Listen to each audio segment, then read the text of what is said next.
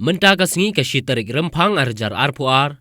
Myntri badikmi Iaka Koit ka Khia hajalla James Sangma ulah Plie Iaka Paediatric Intensive Care Unit lani ka PICU ha Ganesh Das Hospital ka baai Iaka jing sumar na ka bentaki kelung ki badan ha pedeng ka jing shitom ka bajur ha kane ka hospital.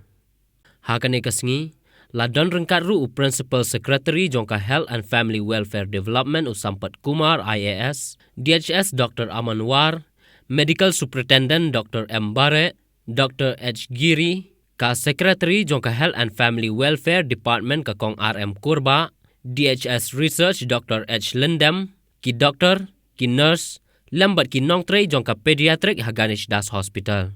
As we celebrate 50 years of our statehood, to be inaugurating this pediatric ICU, I think it is very, very symbolic, it's very significant, and the need of the hour that today we are being able to inaugurate this pediatric ICU, and I'm indeed very, very honored to speak the government of India and also the entire team led by Dr. War, who have worked tirelessly to make this a reality today.